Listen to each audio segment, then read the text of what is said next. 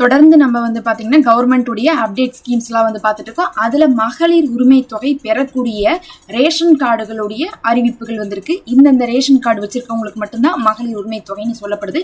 அதுல பாத்தீங்கன்னா ஒரு சில வகையான ரேஷன் கார்டுகள் இருக்கு. ஒரு குறிப்பிட்டதுன்னு கிடையாம ஒரு சில வகையான ரேஷன் கார்டுகள் இருக்கு. அந்த ரேஷன் கார்டுகளுடைய தொகுப்பை நம்ம இப்ப சொல்றோம். இதுல உங்களுடைய ரேஷன் கார்டு உள்ள அடங்குச்சுன்னா உங்களுக்கு அந்த 2500 ரூபாய் அப்டேட் பண்ணும்போது வரும்னு சொல்லலாம். அதே சமயத்துல நீங்க கேட்கலாம், மகளிர் உரிமை தொகை நாங்க வாங்கிட்டு தானே இருக்கிறோம் அப்படின்னு சொன்னா, வாங்கிட்டே இருக்கிறவங்களுக்கு கூட இனி ஃபியூச்சர்ல கிடைக்குமோ 2500 ரூபாய் மாறும்போது இந்த ரேஷன் கார்டு இருந்தாதான் உங்களுக்கு கிடைக்கும். ஏன்னு பாத்தீங்கன்னா கடந்த ஆட்சியில ரேஷன் கார்டு எல்லாம் பார்த்துதான் கொடுத்தாங்க, மறுக்கறக்கே இல்லை. ஆனாலும் தகுதி இல்லாத நிறைய பேருக்கு வந்திருக்கிறதாகவும் கிடைச்சிட்டு இருக்கிறதாகவும், இன்னும் அப்ப வாங்கும் போது தகுதி இருந்து இப்ப அவங்களுக்கு தகுதி இல்லைன்னு சொல்லப்படுறதாலும் அவங்கள நீக்க போறாங்கன்னு சொல்லியிருக்காங்க. அதனால வாங்கிட்டு இருக்கவங்களும் இந்த ரேஷன் கார்டு வச்சிருக்கீங்களான்னு பாருங்க. அதே மாதிரி இனிமேல் நான் வாங்க போறேன், அப்ளை பண்ண போறேங்கிறவங்க இந்த ரேஷன் கார்டு வச்சிருக்கீங்களான்னு பாருங்க. அப்ளை பண்ணி எனக்கு ரிஜெக்ட் ஆயிடுச்சு அப்படின்னு சொல்றவங்களும் இந்த ரேஷன் கார்டு இருக்கான்னு பாருங்க. ஏன்னா அப்ளை பண்ணி ரிஜெக்ட் ஆனவங்களும் மறுபரிசீலனை பண்ண ஆரம்பிச்சிருக்காங்க அப்படின்னு சொல்லி தகவல் வந்திருக்கு. அப்ப மொத்தத்துல வாங்குறவங்க, வாங்க போறதுக்காக அப்ளை பண்றவங்க, ஆல்ரெடி அப்ளை பண்ணிட்டு இன்னும் கிடைக்காம இருக்கிறவங்க எல்லாருக்குமே இந்த ரேஷன் கார்டுகளுடைய தொகுப்புகள் இருந்தா உங்களுக்கு கிடைக்கும். அதுல முதல் ரேஷன் கார்டு AAY அப்படின்னு சொல்லக்கூடிய அந்தியோதயா அன்ன யோஜனா அப்படின்னு சொல்லக்கூடிய ரேஷன் கார்டு. இது ரொம்பவே ஏழ்மையான குடும்பங்களுக்கு, முக்கியமா குறிப்பா பாத்தீங்கன்னா நிரந்தர வருமானம் இல்லாத தினக்கூலிகள், முதியோர்கள் மற்றும் நோயாளிகளுக்கு அரசு வழங்கக்கூடிய ஒரு சிறப்பு குடும்ப அட்டையாக இருக்கு. இந்த கார்டு வைத்திருக்கிறவங்க ரொம்ப குறைந்த விலையில அதிகப்படியான மானிய பொருட்களை வாங்கிக்கலாம். அதுல இந்த AAY கார்டு இருக்கு பாருங்க, அதோடைய முக்கியமான அம்சமே என்னன்னா, அதுல அந்த யோஜனா அன்ன யோஜனா அப்படிங்கிறது யாருக்குன்னா வறுமை கோட்டுக்கு கீழே உள்ள ஏழ்மையான குடும்பங்கள். அதாவது ஏழ்மையான குடும்பங்கள் இங்க நிறைய பேர் இருக்காங்க. வறுமை கோட்டு கீழே இருக்கிறவங்க தான் AAY வாங்குவாங்க. அவங்களுக்கு மாசம் 35 கிலோ அரிசி மானிய விலையில கிடைச்சிட்டு இருக்கும். அது இல்லாம பாத்தீங்கன்னா அவங்களுக்கு தினக்கூலியா இருக்கிறதுனாலயும், ஒரு நிலையற்ற கூலி இருக்கிறதுனாலயும், விதவைகள் முதியோர்கள்லாம் இருக்கிறதுனால அவங்களுக்கு என்ன பண்ணுவாங்கன்னா இந்த அட்டை இருக்கிறவங்களுக்கு முன்னுரிமை கொடுப்பாங்க. ஏன்னா நம்ம சொன்ன மாதிரி அதுல யார் இருப்பா, விதவைகள், முதியோர்கள், நிலையற்ற ஒரு கூலி இருக்கிறவங்க, தினக்கூலிகள்லாம் இருக்கிறாங்க. அவங்க வறுமை கோட்டு கீழே இருக்கிறதுனால அவங்களுக்கு என்ன பண்ணுவாங்க, கண்டிப்பா மகளிர் உரிமை தொகை கொடுக்க போறதாக முதல் கட்டமா அறிவிச்சிருக்காங்க. அடுத்து இரண்டாவது கார்டு பார்க்கலாம். முதல்ல நம்ம AAY கார்டு பார்த்தோமா, அடுத்து PHH பாக்குறோம். இது பிரையாரிட்டி ஹவுஸ் ஹோல்ட், முன்னுரிமை குடும்பம் அப்படின்னு சொல்லக்கூடிய தேசிய உணவு பாதுகாப்பு சட்டத்தின் கீழே, அதாவது NFSA என்ன பண்ணிருக்காங்க, இவங்க கீழ் ஏழை மற்றும் நலிவடைந்த குடும்பங்களுக்கு வழங்கப்படும் ஒரு வகையான ரேஷன் கார்டு. அதாவது அவங்க ரொம்ப என்னவா இருப்பாங்கன்னா வறுமை கோட்டு கீழே இருப்பாங்க. இவங்க பாத்தீங்கன்னா அவங்களுக்கு அடுத்த ஸ்டேஜ்ல இருப்பாங்கன்னு வச்சுக்கலாம். ஏன்னா இப்ப தரம் மாறும்ல, ஒவ்வொருத்தவங்களுக்கு ஒவ்வொரு விதமான வருமானம் இருக்கும். எதை வச்சு அவங்களுடைய தரத்தை தீர்மானிக்கிறாங்கன்னா வருமானத்தையும் வசதியும் வச்சுதான். இவங்கள்ட்ட எல்லாம் பாத்தீங்கன்னா அவங்கள விட ஒரு படி ஜாஸ்தியா இருக்கும். ஆனா இவங்களும் பாத்தீங்கன்னா ஏழ்மையானவங்க தான். இந்த PHH ரேஷன் கார்டுடைய முக்கியமான அம்சமே என்னன்னு பாத்தீங்கன்னா, முன்னுரிமை குடும்பங்கள் இதுக்குன்னு சொல்லிட்டு ஒரு குடும்பங்கள், அதாவது இப்ப ரேஷன் கார்டுனாவே ஒவ்வொரு குடும்பத்துக்கு கொடுக்குறாங்க. அதுல முன்னுரிமை குடும்பங்கள்னு சொல்லிட்டு ஒரு சில குடும்பங்களை தேர்ந்தெடுத்திருப்பாங்க. அவங்களை எதுக்கு முன்னுரிமை கொடுக்குறாங்கன்னா, மானிய விலையில அரிசியும் உணவுப் பொருட்களை நியாயமான விலையில கிடைக்கிற மாதிரி ஏற்பாடு பண்ணுவாங்க. அரிசி மானிய விலை, உணவுப் பொருட்கள்லாம் பாத்தீங்கன்னா நியாயமான விலையில கிடைக்கும் அவங்களுக்கு. இன்னும் இது பாத்தீங்கன்னா மாசத்துக்கு 5 கிலோ தானியங்கள் அவங்களுக்கு கிடைக்கிற மாதிரி ஏற்பாடு பண்ணிருக்காங்க. இவங்களும் வறுமை கோட்டு கீழே வருவாங்க. ஆனா வருமானம் குறைந்தவர்கள், அன்றாட உணவுக்கே கஷ்டப்படும் குடும்பங்களுக்கு தான் இந்த கார்டு வழங்குறாங்க அப்படின்னு சொல்றாங்க. இவங்க அவங்களோட கொஞ்சம் எச்சா இருந்தாலும் இவங்களும் பாத்தீங்கன்னா முன்னுரிமை கொடுக்கப்பட வேண்டிய கார்டுகள். அப்ப PHH அப்படின்னு சொல்லக்கூடிய பிரியாரிட்டி ஹவுஸ் ஹோல்ட் கார்டு உங்கள்கிட்ட இருந்தா நீங்க வாங்கிக்கலாம். என்னுடைய கார்டு என்ன கார்டுன்னு தெரியலையேன்னு சொன்னா நீங்க உங்களோட ரேஷன் கார்டு எடுத்து பார்த்தாவே ஸ்மார்ட் கார்டு அட்டையிலேயே AAY PHH இதெல்லாம் எழுதியிருக்கும். அதை நீங்க பாத்துக்கலாம். அடுத்து கடைசியா மூணாவதா பாத்தீங்கன்னா NPHH அப்படின்னு சொல்லக்கூடிய கார்டு.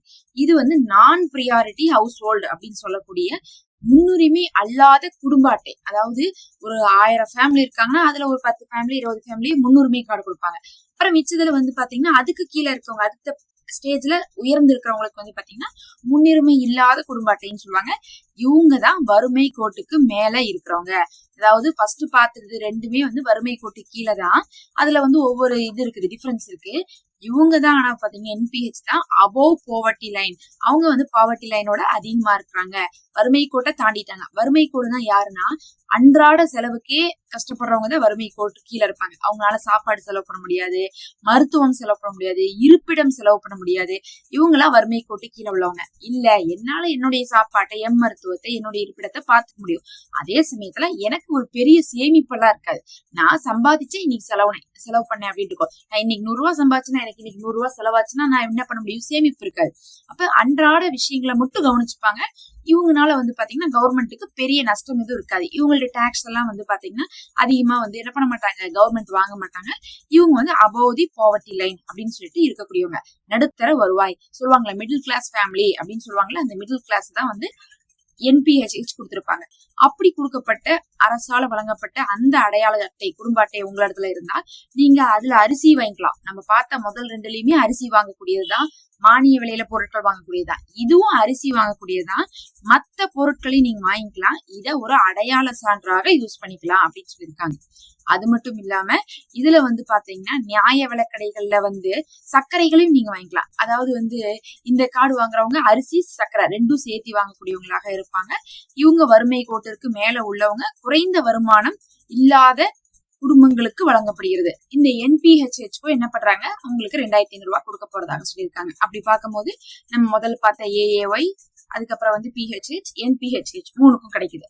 அடுத்து இப்ப உங்களுக்கு சந்தேகம் வரும், என்னோடது சக்கரை கார்டு எனக்கு கிடைக்குமான்ட்டு.